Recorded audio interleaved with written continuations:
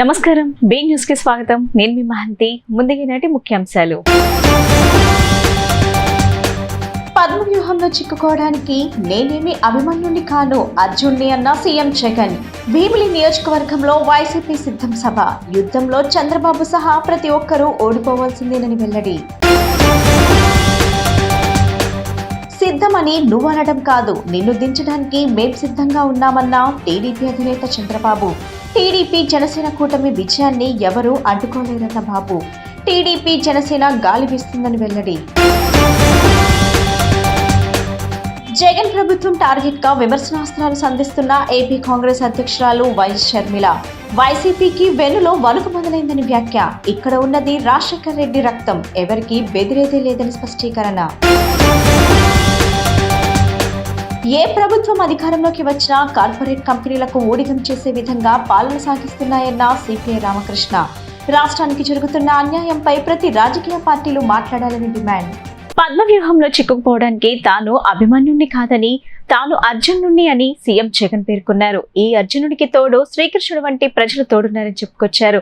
ఈసారి ఎన్నికల్లో వైసీపీకి 175కి 175 సీట్లు రావడం ఖాయమని ధీమా వ్యక్తం చేశారు. సీఎం జగన్ భీమిలి నియోజకవర్గం సంగివలసలో ఏర్పాటు చేసిన వైసీపీ సిద్ధం బహిరంగ సభకు హాజరయ్యారు.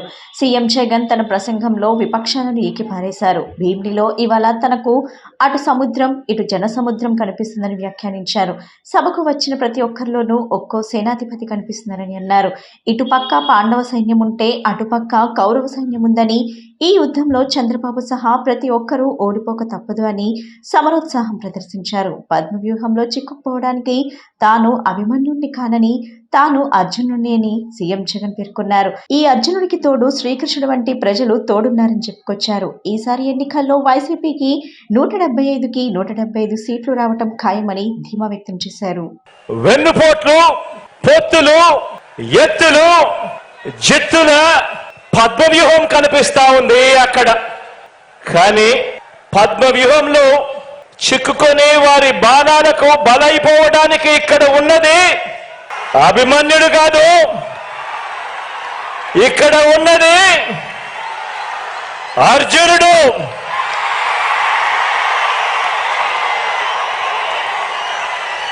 ఆ అర్జునుడికి తోడు ప్రజలు, దేవుడి దయ, ఇక్కడ ఉన్న నా అన్నదమ్ములు, నా అక్క చెల్లెమ్మలందరూ, ఇంతమంది కార్యకర్తలు, ఇంతమంది అన్నదమ్ములు, ఇంతమంది తోడు కృష్ణుడి రూపేణ మీ అర్జునుడికి, మీ బిడ్డకు ఇంతటి అండదండలిస్తా ఉన్న పరిస్థితులు ఇక్కడ ఉన్నాయి. కాబట్టి మీ బిడ్డ భయపడడు, మీ బిడ్డ తునకడు. మీ బిడ్డకు మీ అందరి అండదండలు ఉన్నంత కాలం, ఈ 56 నెలల్లో మీ బిడ్డ పొత్తులను నమ్ముకోలేదు, జిత్తులను నమ్ముకోలేదు. మీ బిడ్డ ఈనాడు నమ్ముకోలేదు, మీ బిడ్డ ఆంధ్రజ్యోతిని నమ్ముకోలేదు, మీ బిడ్డ TV5 నమ్ముకోలేదు, మీ బిడ్డ దత్తపుత్రుడిని నమ్ముకోలేదు. మీ బిడ్డ నమ్ముకున్నది పైన దేవుడిని, మిమ్మల్ని మాత్రమే మీ బిడ్డ నమ్ముకున్నాడు అని చెప్పి ప్రతి ఇంటికి వెళ్ళి చెప్పండి. మీ బిడ్డ వల్ల మీకు మంచి జరిగింది కాబట్టి మీ బిడ్డ తరపున సైనికులుగా మీరే నిలబడండి. నుంచి ఒక స్టార్ క్యాంపెయినర్ బయటికి రండి అని చెప్పి ప్రతి ఎక్కడో ప్రతి చెల్లెమ్మను అడగండి. సిద్ధమని నువ్వు అనడం కాదని, నిన్ను దించడానికి మేం సిద్ధంగా ఉన్నామని సీఎం జగన్ ను టీడీపీ అధినేత చంద్రబాబు హెచ్చరించారు. టీడీపీ జనసేన కూటమి విజయాన్ని ఎవరూ అడ్డుకోలేరని స్పష్టం చేశారు. టీడీపీ జనసేన గాలి వీస్తుందని, రాష్ట్రానికి పట్టిన శని మరో 74 రోజుల్లో పోతుందని వ్యాఖ్యలు చేశారు. టీడీపీ అధినేత చంద్రబాబు అనంతపురం జిల్లా ఉరవకొండలో ఏర్పాటు చేసిన రా కదిలిరా సభకు హాజరయ్యారు. ఉరవకొండ సభకు హాజరైన ప్రజా విలువను చూసి చంద్రబాబు ఉత్సాహంగా ప్రసంగించారు. వచ్చే ఎన్నికల్లో టీడీపీ జనసేన కూటమి విజయాన్ని ఎవరూ అడ్డుకోలేరని స్పష్టం చేశారు. ఓటమి ఖాయమని తెలిస్తే జగన్ మాటల్లో తేడా కనిపిస్తుందని అన్నారు. నిన్నటిదాకా ఒక మాట మాట్లాడిన జగన్ ఇప్పుడు హ్యాపీగా దిగిపోతా అంటున్నాడని వివరించారు. దిగిపోవటం కాదు, దించుతారంటూ వ్యంగ్యం ప్రదర్శించారు. నువ్వు చేసిన పనులకు, నువ్వు పెట్టిన ఇబ్బందులకు నిన్ను శాశ్వతంగా సమాధి చేసే రోజులు దగ్గర పట్టాయని తీవ్ర వ్యాఖ్యలు చేశారు. ఈ రాష్ట్రానికి పట్టిన శనిపోయేందుకు ఇంకా 74 రోజులే ఉందని చంద్రబాబు పేర్కొన్నారు. అందరం కలిసి రాష్ట్రాన్ని ఎలా కాపాడుకోవాలో చెప్పడానికే ఇవాళ ఇక్కడికి వచ్చాను. ఉరవకొండలో టీడీపీ జనసేన గాలి వీస్తుంది. విశాఖపట్నంలో సిద్ధం మీటింగ్ అంట. సిద్ధమని నువ్వు అనటం కాదు, నిన్ను దించడానికి మేం సిద్ధంగా ఉన్నాం. ఇవాళ ఉరవకొండ సభను చూస్తే జగన్ కు నిద్ర పట్టదంటూ స్పష్టం చేశారు. జగన్ పైన చూపించాలి, దానికి సిద్ధమా మీరు? సిద్ధమా మీరు? అందుకే నేను అడుగుతున్నా, నీ అధికార హంభావాన్ని దించడానికి ప్రభుత్వ ఉద్యోగులు కూడా సిద్ధంగా ఉన్నారు. ఎన్నికల అనంతరం వైఎస్ఆర్ కాంగ్రెస్ జెండా పీకేయడం ఖాయం, అవునా కాదా? వైఎస్ఆర్ పార్టీ అవసరమా తమ్ముళ్ళు అని మిమ్మల్ని అడుగుతున్నా. ఈ రాష్ట్రాన్ని నాశనం చేసిన పార్టీ మనకు అవసరమా అని మిమ్మల్ని అడుగుతున్నా. అందుకే చెప్తున్నా, వచ్చేది యుద్ధం, ప్రారంభమైంది యుద్ధం. ఈ యుద్ధానికి మేము సిద్ధం, మీరు సిద్ధమా అని అడుగుతున్నా. నేను సవాల్ చేసి చెప్తున్నా, వచ్చే కురుక్షేత్ర ధర్మ యుద్ధానికి మేము సిద్ధంగా ఉన్నాం. గెలుపు తెలుగుదేశం జనసేనదే. ఒక విషయం మనం గుర్తుపెట్టుకుంటే, 19 ఎన్నికల్లో ముద్దులు పెట్టాడు, బుగ్గలు నిమిరాడు, మీరంతా మోసపోయారు, ఓట్లేశారు. నేను అడుగుతున్నా, ఈ ప్రాంతానికి ఒక్క పని చేశాడా అని అడుగుతున్నా మిమ్మల్ని. ఎక్కడైనా అభివృద్ధి అయిందా అని అడుగుతున్నా మిమ్మల్ని. ఒక్క అభివృద్ధి కార్యక్రమం చేయలే, ఒక్క ప్రాజెక్టు పూర్తి చేయలేదు, ఒక్క పరిశ్రమ తేలేదు. సీమ రైతుకి నీళ్లు ఇవ్వాలని రాత్రింబగుళ్ళు పనిచేశాను. ఆ రోజు ఒకటే ఆలోచించాను, నేను కూడా రాయలసీమ బిడ్డనే, ఇదే జిల్లాలో పుట్టాను, అవునా కాదా? నాలో ఉండేది కూడా రాయలసీమ రక్తమే. జగన్ ప్రభుత్వం టార్గెట్ గా ఏపీ కాంగ్రెస్ అధ్యక్షురాలు వైఎస్ షర్మిల దూకుడుగా విమర్శనాస్త్రాలు సంధించారు. ఛాన్స్ చిక్కితే చాలు వైసీపీ సర్కార్ పై విరుచుకుపడుతున్నారు. వైసీపీకి వెన్నులో వణుకు మొదలైందని, ఇక్కడ ఉన్నది రాజశేఖర్ రెడ్డి రక్తం, పులి కడుపున పులే పుడుతుంది, ఎవరికి బెదిరిదే లేదని సంచలన వ్యాఖ్యలు చేశారు.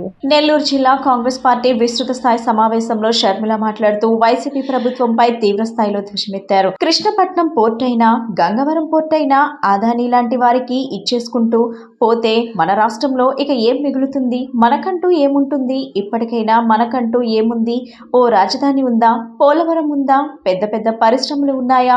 ఇప్పటికే ఏమీ లేదు. ఇక ఉన్నవి కూడా ఇచ్చేసుకుంటూ పోతే ఇక ఏం మిగులుతుంది? మన భవిష్యత్తుకు, మన బిడ్డలకు అంటూ ప్రశ్నల వర్షం కురిపించారు. అందుకే చెబుతున్నా, ఆలోచన చేయాలని. కాంగ్రెస్ ప్రభుత్వం ఒక్కటే ప్రజలకు న్యాయం చేయగలదని, ఈ ప్రజలకు న్యాయం చేయడానికి మాత్రమే రాజశేఖర్ రెడ్డి బిడ్డ ఇవాళ ఏపీ రాజకీయాల్లో ఉందన్నారు. ఎవరు బెదిరించినా బెదిరే వాళ్ళం కాదని, ఈ రోజు మా ఫ్లెక్సీలను తొలగించారు, మా బోర్డులను తీసేశారని చెప్పారు. మా కార్యకర్తలను బెదిరించారని వైసీపీ గుండాలకే కాదు, ఆఖరికి కలెక్టర్తో సహా మమ్మల్ని అడ్డుకోవడానికి ప్రయత్నిస్తున్నారంటే మేమంటే భయపడుతున్నట్టే కదా లెక్క, వైసీపీకి భయం పట్టుకుంది అనే కదా లెక్క అని అన్నారు. ఇంతగా దూషిస్తున్నారే, సోషల్ మీడియాలో నన్ను తిట్టిపోస్తున్నారే, ఇంతగా అడ్డుకుంటున్నారే, మరి మీ వెన్నులో వణుకు పుట్టింది అనటానికి ఇంతకంటే పెద్ద సాక్ష్యం ఏం కావాలన్నారు. ఇక్కడ ప్రజలకు మేలు చేయాలని వచ్చాం, మేలు చేసే వరకు ఆగేది కూడా లేదు. నేను రెడీ, మీరు రెడీయా అని వైఎస్ షర్మిల అన్నారు. మళ్ళీ చెప్తున్నా, ఎవరు బెదిరించినా బెదిరే వాళ్ళం కాదు. ఈరోజు మా ఫ్లెక్సీలను తొలగించారు, ఈరోజు మా బోర్డులను తీసేశారు, మా కార్యకర్తలను బెదిరించారు, ఆఖరికి వాళ్ళ గుండాలే కాదు, వైసీపీ గుండాలే కాదు, ఆఖరికి కలెక్టర్తో సహా మమ్మల్ని అడ్డుకోవడానికి ప్రయత్నిస్తున్నారు. అంటే మేమంటే భయపడుతున్నట్టే కదా లెక్క. వైసీపీకి భయం పుట్టుకుందనే కదా లెక్క. నన్ను ఇంతగా దూషిస్తున్నారే, సోషల్ మీడియాలో నన్ను తిట్టిపోస్తున్నారే, ఇంతగా అడ్డుకుంటున్నారే, మరి మీ వెన్నులో వణుకు పుట్టింది అనడానికి ఇంతకంటే పెద్ద సాక్ష్యం ఏం కావాలి? ఇక్కడ ఉన్నది రాజశేఖర్ రెడ్డి రక్తం, పులి కడుపున పులే పుడుతుంది, ఎవరికి బెదిరేది లేదు. ఇక్కడ ప్రజలకు మేలు చేయాలని వచ్చాము. మేలు చేసేంత వరకు ఆగేది కూడా లేదు. నేను రెడీ, మీరు రెడీయా? నేను రెడీ, మీరు రెడీయా? నేను రెడీ, మీరు రెడీయా? జోహార్ వైఎస్. ఏ ప్రభుత్వం అధికారంలోకి వచ్చినా కార్పొరేట్ కంపెనీలకు ఊడిగం చేసే విధంగా పాలన సాగిస్తున్నాయని సిపిఐ రాష్ట్ర కార్యవర్గ సభ్యులు రామకృష్ణ విమర్శించారు. రాష్ట్రానికి జరుగుతున్న అన్యాయంపై ప్రతి రాజకీయ పార్టీలు మాట్లాడాలని డిమాండ్ చేశారు. జై ఆంధ్ర డెమోక్రటిక్ ఫోరం ఆధ్వర్యంలో గాంధీనగర్ ప్రెస్ క్లబ్ లో దగపడ్డ ఆంధ్రుడు మేలుకు అనే అంశంపై రౌండ్ టేబుల్ సమావేశం నిర్వహించారు. ఈ సమావేశంలో సిపిఐ రాష్ట్ర కార్యవర్గ సభ్యులు రామకృష్ణ, జై Andhra democratic forum Tarun Kakani, JDF ప్రధాన కార్యదర్శి మేడా శ్రీనివాసరావు తదితరులు పాల్గొని చర్చించారు. అనంతరం రామకృష్ణ, తరుణ్ కాకాని మాట్లాడుతూ సహజ నిక్షేపాలపై వచ్చే నిధులను రాష్ట్ర అవసరాలు తీరిన తర్వాతే పంపించాలని, కానీ ప్రభుత్వాలు తమ స్వలాభాల కోసం పక్క రాష్ట్రాలకు తరలించడం దుర్మార్గమన్నారు. కృష్ణా గోదావరి బేసిన్లో 50% కేటాయించాలని డిమాండ్ చేశారు. 12వ ఆర్థిక సిఫార్సును అమలు చేయాలని, రిలయన్స్ కంపెనీకి దాసోహమై కేంద్ర ప్రభుత్వం పెంచిన సహజ వాయువు ధరలను తగ్గించాలన్నారు. ప్రతి ఇంటికి 100 రూపాయలకే గ్యాస్ అందించాలని డిమాండ్ చేశారు. రాష్ట్రంలో ఉన్న అన్ని రాజకీయ పార్టీలు కేజీ బేసిన్ పై ముందుకు రావాలని కోరారు. రాష్ట్రాన్ని కాపాడుకోవడానికి ఉపయోగపడుతుంది. ప్రభుత్వాలు ఏవైతే సంక్షేమ కార్యక్రమాలు కొనసాగిస్తూ ఉన్నారో ఆ సంక్షేమ కార్యక్రమాలు కూడా నిధులు లభ్యం కావడానికి అవకాశం ఉంటుంది. కాబట్టి అంటే ఇవాళ నేను రాష్ట్రంలో ఉన్న అన్ని రాజకీయ పార్టీలకు నేను మిత్రులను కూడా కోరుతా ఉన్నాను, ఈ రాష్ట్రంలో ఉన్న అన్ని రాజకీయ పార్టీల అధ్యక్షులను కూడా కలవండి. అన్ని రాజకీయ పార్టీలు కూడా ఈ అంశం పైన మాట్లాడాలి. ఇవాళ ఎన్నికలు వస్తున్న తరుణంలో ఇవాళ రాష్ట్రానికి జరుగుతున్న అన్యాయం పైన, ఈ కేజీ బేసిన్ దానిపైన ప్రతి రాజకీయ పార్టీ కూడా మాట్లాడాలని డిమాండ్ చేస్తాను. దురదృష్టం ఏమంటే అధికారంలో ఉన్న పార్టీ ప్రధాన ప్రతిపక్ష పార్టీగా ఉన్న వారిపైన ఎక్కువ బాధ్యత ఉంటుంది. కాబట్టి వారిని కూడా మీరు కన్సల్ట్ అయ్యి అందరి చేత ఈ అంశాలను ఒప్పింప చేస్తే మన రాష్ట్రానికి మేలు జరుగుతుంది. రాష్ట్రానికి రాబోయే రోజుల్లో మన రాష్ట్రం ఇవాళ అధోగతి పాలవుతా ఉంది. నేను ఒక్క మాట చెప్పి నేను చివరిలో ముగిస్తా. రాష్ట్రం విడిపోయినప్పుడు 2014 జూన్ 2వ తేదీ నాడు ఆ రోజు స్పష్టంగా చెప్పారు, తెలంగాణ వెనకబడింది, ఆంధ్రప్రదేశ్ ముందుకు పోయింది. 2014-15లో మన రాష్ట్రానికి వచ్చి ఇన్కమ్ చూస్తే రెండు రాష్ట్రాలు పోల్చుకున్నప్పుడు ఆ రోజు తెలంగాణ రాష్ట్రానికి 51,042 కోట్ల రూపాయల ఆదాయం వచ్చింది. అదే సందర్భంలో ఆంధ్రప్రదేశ్ రాష్ట్రానికి దాదాపు 65,800 కోట్ల రూపాయల ఆదాయం వచ్చింది. కానీ ఇవాళ 10 ఏళ్ల తర్వాత చూస్తే ముఖ్యంగా 2023-24 లెక్కల ప్రకారము తెలంగాణ రాష్ట్రానికి 1,59,000 కోట్ల రూపాయల ఆదాయం వస్తే ఆంధ్ర రాష్ట్రానికి వారి కంటే కూడా తక్కువగా, వారికంటే 1,077 కోట్ల రూపాయల ఆదాయం తక్కువగా వచ్చింది. కాబట్టి మన ఆంధ్ర రాష్ట్రం ముందుకు పోతా ఉందా వెనకపోతా ఉందా విఘ్నులైన మేధావులందరూ కూడా ఆలోచించాలి. మెగా డిఎస్సి నోటిఫికేషన్ ను తక్షణమే విడుదల చేయాలంటూ విజయవాడ ధర్నా చౌక్ వద్ద నిరుద్యోగులు దీక్ష చేపట్టారు. డివైఎఫ్ఐ ఆధ్వర్యంలో 36 గంటల నిరసన దీక్షకు పిలుపునిచ్చారు. 10 లక్షల మంది డిఎస్సి అభ్యర్థులకు ప్రభుత్వం న్యాయం చేయాలని డిమాండ్ చేశారు. 4 ఏళ్లలో నోటిఫికేషన్ విడుదల చేయకపోవడంపై మండిపడ్డారు. జగనన్న మెగా డిఎస్సి ఎక్కడా అంటూ ప్రశ్నించారు. మంత్రి బొత్స సత్యనారాయణ మాటలు ఎవరు నమ్మే పరిస్థితిలో లేరని ధ్వజమెత్తారు. రాష్ట్రంలో 2018 చివరి డిఎస్సి గత ప్రభుత్వ కాలంలో 2018 తర్వాత ఈ 6 సంవత్సరాల కాలంలో జగన్మోహన్ రెడ్డి పాలనలో ఏ ఒక్క డిఎస్సి జరగకపోవడంతో రాష్ట్రంలో ఖాళీగా ఉన్నటువంటి ఉపాధ్యాయ పోస్టులన్నీ భర్తీ చేయాలని చెప్పి డివైఎఫ్ఐ తరఫున సీఎం కార్యాలయం ముట్టడి రకరకాల కార్యక్రమాలు చేశారు. అయినా ఈ రాష్ట్ర ప్రభుత్వం స్పందించినటువంటి పరిస్థితిలో మరి మంత్రి గారేమో గత మార్చి నెల నుంచి మొదలెట్టాడు. మార్చిలో డిఎస్, జూలైలో డిఎస్, ఆగస్ట్ లో డిఎస్సి, ఇప్పుడు అక్టోబర్ లో డిఎస్సి అన్నాడు. ఇప్పుడు మళ్ళీనేమో రేపో మాపో డిఎస్సి అని చెప్తున్నటువంటి పరిస్థితిలో ఈ కాలయాపన ఏమిటని చెప్పి, ఈ మాట మార్పు ఏంటని చెప్పి డివైఎఫ్ఐ తరపున తక్షణం డిఎస్సి నోటిఫికేషన్ ఇవ్వాలని చెప్పి ఈ రోజు 36 గంటల దీక్షలో కూర్చున్నటువంటి యువజన నాయకులకి, ఈ డిఎస్సి అభ్యర్థులకి ప్రోగ్రెసివ్ డెమోక్రటిక్ ఫ్రంట్ తరపున ఉద్యమ అభినందనలు తెలియజేస్తా ఉన్నాను. మెగా డిఎస్సి ప్రకటించాలని చెప్పి కోరుతూ డివైఎఫ్ ఆధ్వర్యంలో అనేక రూపాల్లో అనేక జిల్లాల్లో ఆందోళన చేస్తున్నాం. కానీ ప్రభుత్వం చీము కుట్టినట్టు కూడా చలించడం లేదు. ఇప్పటికే సీఎం క్యాంప్ కార్యాలయం ముట్టడి చేసిన కూడా ఈ ప్రభుత్వానికి కాసింత కనికరం కూడా ఈరోజు నిరుద్యోగుల మీద లేనటువంటి విషయం ఈ సందర్భంగా మీకు గుర్తుకు తెస్తూ ఈరోజు 36 గంటల దీక్షలు చేస్తామంటే ఈరోజు నిన్న సిపి పోలీస్ అధికారులు చెప్తా ఉన్నారు 36 గంటలు దీక్ష చేయడానికి మీకు వీల్లేదు, చేస్తే గంట చేయండి 2 గంటలు చేయని చెప్పి ఆఖరికి ధర్నా చౌక్ లో కూడా ధర్నా చేసిన హక్కు కూడా ఈరోజు హరిస్తూ ఉంది ప్రభుత్వం. అందుకనే మెగా డిఎస్సి ప్రకటిస్తావా జగనన్న, లేకపోతే మిమ్మల్ని ఇంటికి పొమ్మంటావా అని చెప్పి ఖచ్చితంగా నిరుద్యోగుల నిరసనగా ఈ ప్రభుత్వానికి తగిలేలా చేస్తాం. తక్షణమే మెగా డిఎస్సిని ఈ రాష్ట్ర ప్రభుత్వం ప్రకటించాలని చెప్పి అడుగుతున్నాం. ఫిబ్రవరి 1వ వారంలో కాక ఈ ప్రభుత్వం మెగా డిఎస్సి ప్రకటించకపోతే ఆమరణ నిరాదీక్షలు కూడా ఈ నిరుద్యోగులు డిఎస్సి అభ్యర్థులు డివైఎఫ్ఐ నాయకత్వం సిద్ధపడుతుంది. దానికి రాష్ట్ర ప్రభుత్వం సిద్ధంగా ఉండాలని చెప్పి కూడా ఈ సందర్భంగా తెలియజేస్తూ తక్షణమే మెగా డిఎస్సి ప్రకటించేందుకు పోరాటం ఆగదని ప్రభుత్వానికి హెచ్చరిక చేస్తా ఉన్నాం. ఆంధ్రప్రదేశ్ రాష్ట్ర ముఖ్యమంత్రి వైఎస్ఆర్సీపీ అధినేత వైఎస్ జగన్మోహన్ రెడ్డి ప్రతిష్టాత్మకంగా నిర్వహిస్తున్న పార్టీ శ్రేణులతో కలిసే కార్యక్రమానికి సిద్ధం అనే పేరు నామకరణం చేశారు. ఈ సందర్భంగా ఆ కార్యక్రమం 30వ తేదీన ఏలూరులో జరుగుతున్న నేపథ్యంలో మాజీ మంత్రి సెంట్రల్ నియోజకవర్గ సమన్వయకర్త వెల్లంపల్లి శ్రీనివాసరావు స్థానిక సెంట్రల్ నియోజకవర్గ కార్పొరేటర్లతో కలిసి పోస్టర్స్ ఆవిష్కరించారు. రాబోయే కురుక్షేత్ర సంగ్రామానికి మేం సిద్ధమని ప్రకటించారు.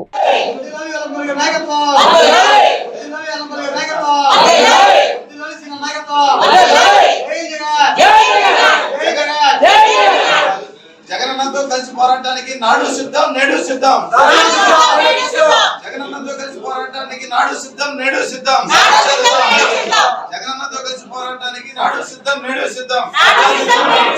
జై జగన్, జై జగన్, జై జగన్, జై జగన్.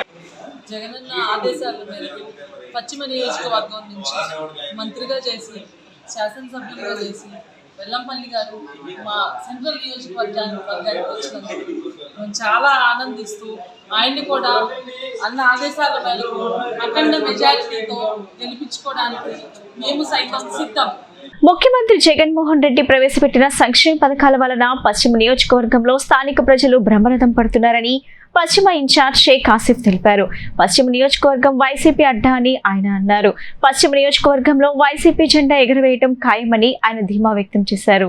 విజయవాడ పశ్చిమ నియోజకవర్గం 55వ డివిజన్ కార్పొరేటర్ సిరంశెట్టి పూర్ణచంద్రరావు ఆధ్వర్యంలో గడప గడపకు మన ప్రభుత్వం కార్యక్రమం జరిగింది. ఈ కార్యక్రమంలో వైసీపీ పశ్చిమ ఇన్ఛార్జ్ షేక్ ఆసిఫ్ పాల్గొని గడప గడపకు వెళ్లి ప్రజలను కలవడం జరిగింది. ఈ మేరకు స్థానిక సమస్యలను ఆయన అడిగి తెలుసుకున్నారు. ఈ సందర్భంగా ఆయన మాట్లాడుతూ పశ్చిమ నియోజకవర్గంలో వైసీపీకి స్థానికులు ప్రజలు బ్రహ్మరథం పడుతున్నారని ఆయన అన్నారు. ముఖ్యమంత్రి జగన్ ప్రవేశపెట్టిన సంక్షేమ పథకాల వల్ల పశ్చిమ నియోజకవర్గంలో విశేష స్పందన లభిస్తుందని చెప్పారు. పశ్చిమ నియోజకవర్గం వైసీపీ అడ్డా అని పశ్చిమ నియోజకవర్గంలో వైసీపీ జెండా ఎగరటం ఖాయమని ఆయన ధీమా వ్యక్తం చేశారు.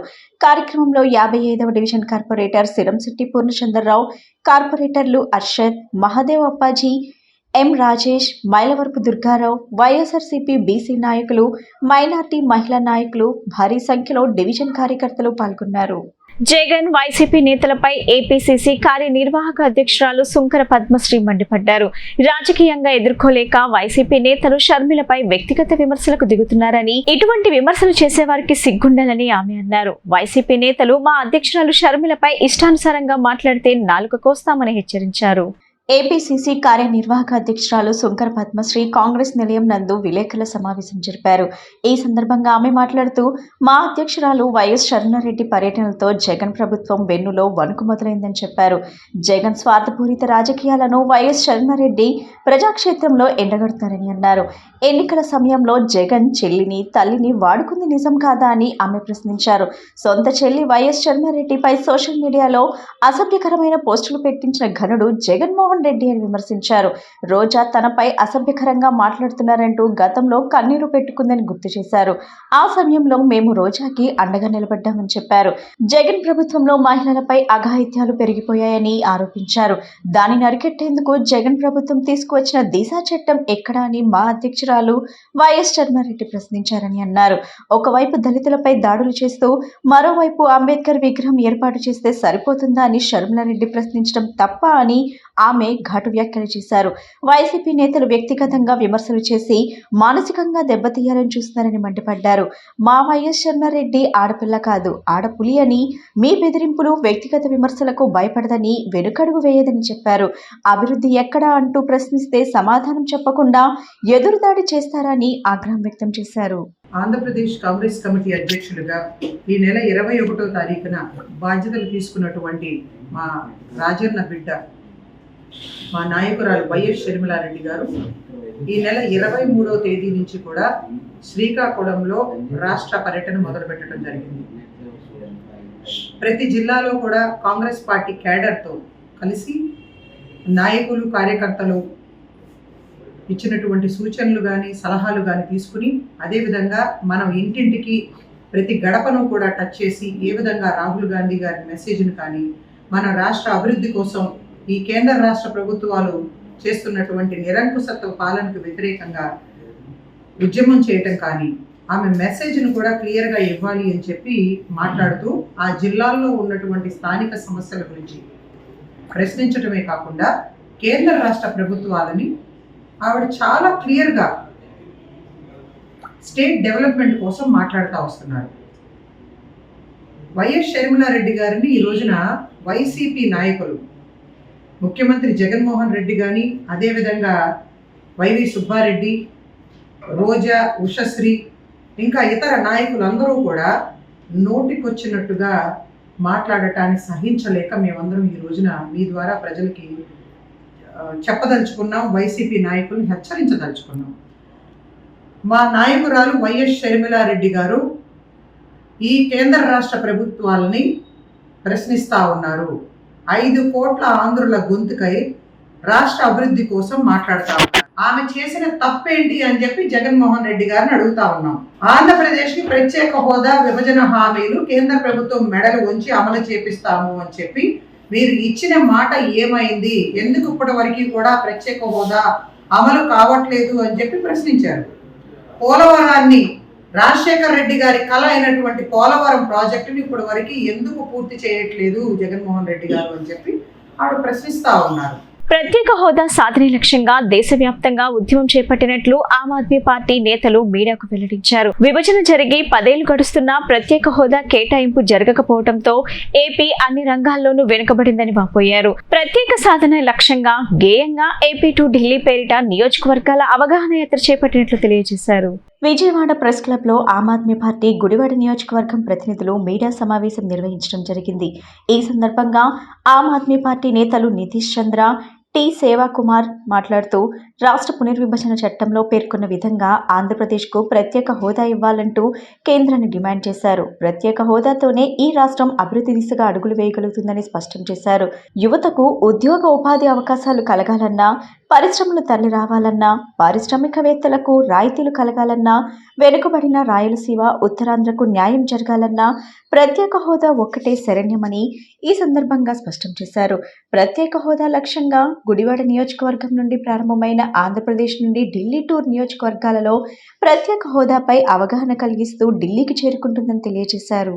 ఇవాళ ఆంధ్రప్రదేశ్ ఏ స్థాయిలో ఉందో అందరికీ తెలుసు. భారతదేశంలోని 28 రాష్ట్రాల్లో కూడా ఆర్థికంగా అధోగతి పాలైనటువంటి రాష్ట్రం ఆంధ్రప్రదేశ్. మన పాలకులు ఏ విధంగా మనల్ని పాలిస్తున్నారో మనం చూస్తూ ఉన్నాం. కేంద్ర ప్రభుత్వానికి లొంగిపోయి వాళ్ళ నిబంధనల, వాళ్ళ ఆలోచనలతోనే ఈ రాష్ట్రాన్ని నాశనం చేస్తూ ఉన్నారు. ఏ పార్టీ అయినా కూడా ఈ రాష్ట్రం గురించి ఆలోచించే పరిస్థితి లేదు. అలాంటి పరిస్థితుల్లోనే ఆమ్ ఆద్మీ పార్టీ ఈ రాష్ట్రం కోసం ప్రత్యేక హోదాలో కేజ్రీవాల్ ప్రకటించడం జరిగింది. అదేవిధంగా విశాఖ ఉక్కును అడ్డుకోవడంలో కూడా పార్లమెంట్లో మా ఎంపీలు ప్రస్తావించారు తప్ప ఈ అధికార ప్రతిపక్ష పార్టీలు ప్రస్తావించలేదన్న విషయాన్ని మీరు అందరూ గుర్తుంచుకోవాలి. రాబోయే ఎన్నికల్లో వీళ్ళకి బుద్ధి చెప్పబోయినట్టయితే ఈ రాష్ట్రం మరింత ఆర్థిక సంక్షోభంలో కూరుకుపోతుంది. ఇప్పటికే 7.5 లక్షల కోట్ల అప్పు ఈ రాష్ట్రం మీద ఉంది. ప్రతి ఒక్క తల మీద 5 కోట్ల జనాభా ఉంటే ప్రతి ఒక్క తల మీద 5 లక్షల అప్పుల భారం ఉంది. రాబోయే రోజుల్లో ఈ రాష్ట్రాన్ని ఏ విధంగా ముందుకు తీసుకెళ్తారో ప్రతి ఒక్కరు కూడా ఆర్థిక అవగాహన కలిగిన ఏ ఒక్కరికి మరి ఆలోచనలో పడాలని చూస్తుంది, ఆలోచింపజేస్తుంది. కానీ ఇలాంటి పరిస్థితుల్లో ఈ రాజకీయ పార్టీలు తమ స్వార్థం కోసం, తన సంపాదన కోసం ప్రయత్నిస్తున్నాయి తప్ప ఈ రాష్ట్ర ప్రజల గురించి ఆలోచించే పరిస్థితి లేదు. అలాంటి పరిస్థితుల్లో ఈ ప్రత్యేక హోదా, అట్లాగే కేజీ గ్యాస్ బేస్ని వీటి ద్వారా మాత్రమే ఈ రాష్ట్రం యొక్క అభివృద్ధి సాధ్యమవుతుంది. ఈ ప్రత్యేక హోదా అనేది పార్లమెంటులో మన్మోహన్ సింగ్ గారు హామీ ఇచ్చారు. ఆ హామీ కూడా ఇవాళ విలువ లేకుండా పోయింది. ప్రస్తుతం కేంద్ర ప్రభుత్వం ఈ రాష్ట్రం మీద తన పార్టీకి మెజారిటీ అసలు సంఖ్యాబలం లేదనే ఉద్దేశంతో మన పార్టీని పట్టించుకోవడం లేదు. మన పార్టీలు కూడా వాళ్ళని ఎదిరించి మాట్లాడేటువంటి పరిస్థితి పార్లమెంట్లో లేదు. ఇలాంటి పరిస్థితుల్లో కొంతమంది యువకులు ఈ ప్రత్యేక హోదాకు ప్రాధాన్యత తెలియజేయాలి, నిరుద్యోగాన్ని నిరోధించాలనే లక్ష్యంతో యువతని చైతన్యవంతుల్ని చేయాలని ఈ యాత్ర ప్రారంభించడం జరిగింది. వార్తలు ముగించే ముందు ముఖ్యాంశాలు మరోసారి. పద్మవ్యూహంలో చిక్కుకోవడానికి నేనేమి అభిమన్యుని కాను అర్జున్ని అన్న సీఎం జగన్. భీమిలి నియోజకవర్గంలో వైసీపీ సిద్ధం సభ. యుద్ధంలో చంద్రబాబు సహా ప్రతి ఒక్కరూ ఓడిపోవాల్సిందేనని వెల్లడి. సిద్ధమని నువ్వనడం కాదు, నిన్ను దించడానికి మేం సిద్ధంగా ఉన్నామన్న టీడీపీ అధినేత చంద్రబాబు. టీడీపీ జనసేన కూటమి విజయాన్ని ఎవరూ అడ్డుకోలేరన్న బాబు. టీడీపీ జనసేన గాలి వీస్తుందని వెల్లడి. జగన్ ప్రభుత్వం టార్గెట్ గా విమర్శనాస్త్రాలు సంధిస్తున్న ఏపీ కాంగ్రెస్ అధ్యక్షురాలు వైఎస్ షర్మిల. వైసీపీకి వెన్నులో వణుకు మొదలైందని వ్యాఖ్య. ఇక్కడ ఉన్నది రాజశేఖర రెడ్డి రక్తం, ఎవరికి బెదిరేదే లేదని స్పష్టీకరణ. ఏ ప్రభుత్వం అధికారంలోకి వచ్చినా కార్పొరేట్ కంపెనీలకు ఊడిగం చేసే విధంగా పాలన సాగిస్తున్నాయన్న సిపిఐ రామకృష్ణ. రాష్ట్రానికి జరుగుతున్న అన్యాయంపై ప్రతి రాజకీయ పార్టీలు మాట్లాడాలని డిమాండ్. ఈ బులెటిన్ ఇంతటితో సమాప్తం. తిరిగి మరో బులెటిన్ కలుద్దాం. నమస్కారం.